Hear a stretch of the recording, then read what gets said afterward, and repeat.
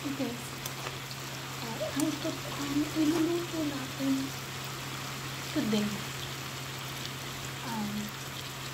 nagmamantikang adobo naman.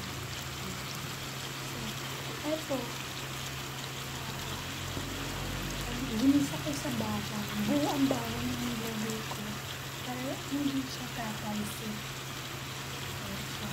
So, bago ko ilagay yung mga seasonings ko, so, ginisa ko ito manok sa buong bawang.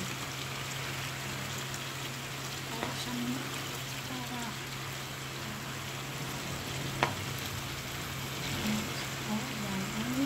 buong bawang na inilagay ko.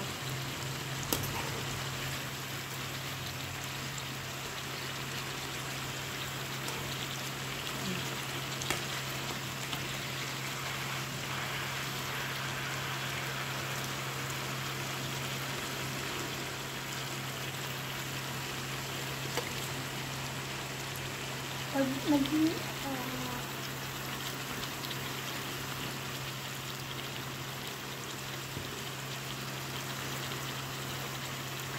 nakikita mo nalilito mo sa mga kakunti, kapag mo sa lagyan na kung ako kasi nilalagay pag nag-aadobo ako ng manok is patis.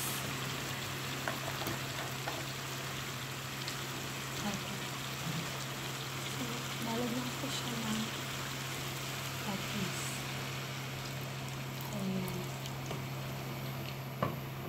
So, pakukuluin natin siya.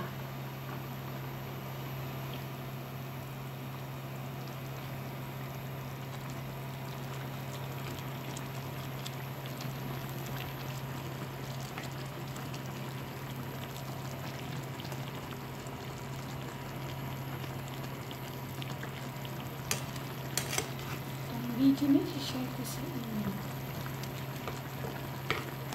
Hindi typical na proseso ng pagluluto ng adobo.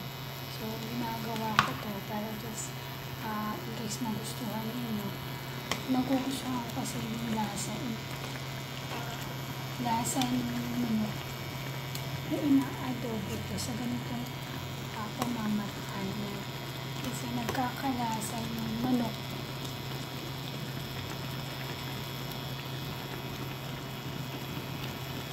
Ayan siya. Pag kinagat mo siya, lasang nasa manok ang lasa ng adobo. Hindi nasa sabaw.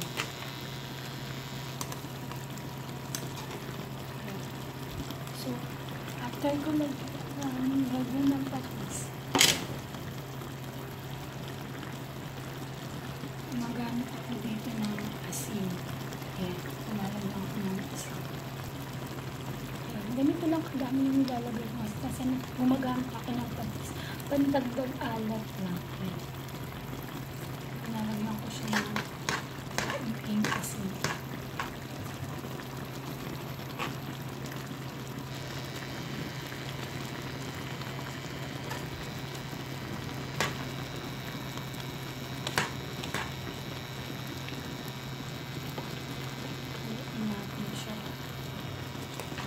Magkalasa na tuluyan ang ating adobo ng manok.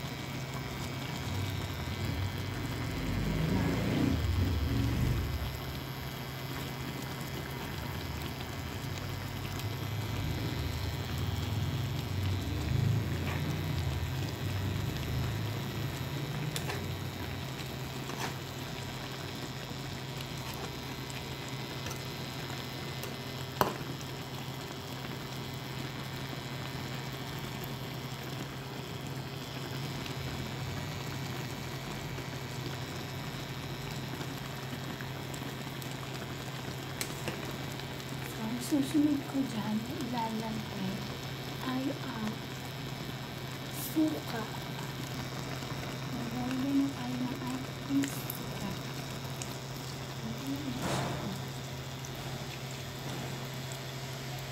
Tansya-tansya lang yung ilalagay ng suka natin. Yung suka na inilagay ko guys, yung suka na gawa sa inyo. So, ayun siya. Kaya ganun pa yung kulay. Hindi pa ako naglalagay ng tuyo. So, hindi ko nilalagay yung suka dati puti. Kaya lagyan na natin siya.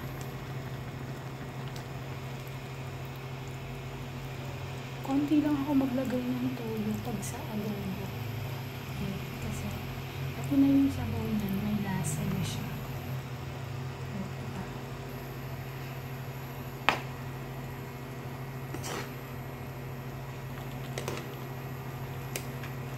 Mga pampalasa tips ko sa inyo. Hindi naman siya typical na pagluto ng adobong bahay. Pero malasa siya when it comes sa adobo na niluluto sa sibuyas, bawang, isang pakete ng tuyo, isang pakete ng suka. So, ito yung mga ginamit ko ng mga pampalasa. Buong bawang, patis, asin, suka na gawasan nyo, tsaka dato puti na toyo.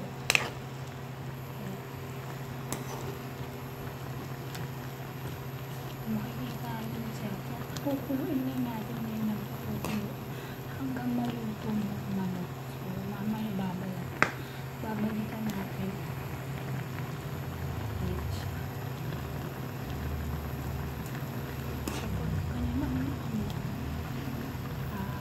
Pwede magdagdag kayo ng toto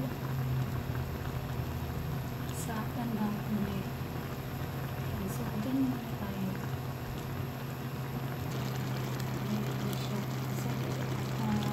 Paluto ng ating adobo. So, gagawin na natin ang ito. Ang palasa na kami.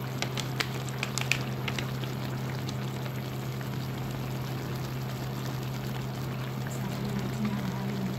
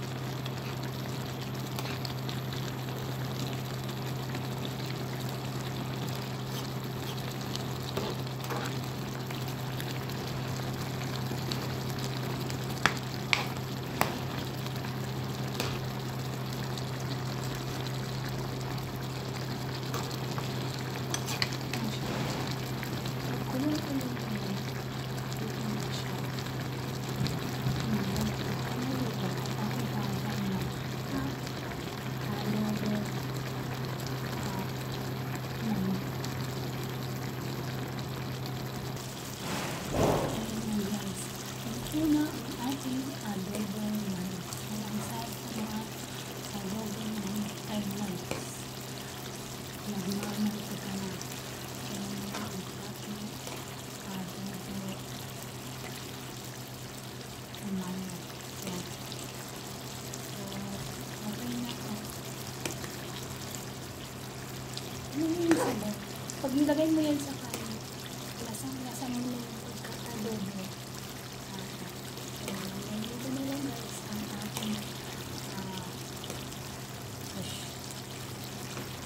Pinuno sa inyo kung paano mag-adobo ng manok. Bye. Hanggang sa susunod ko, ituturo sa inyo na proseso ng pag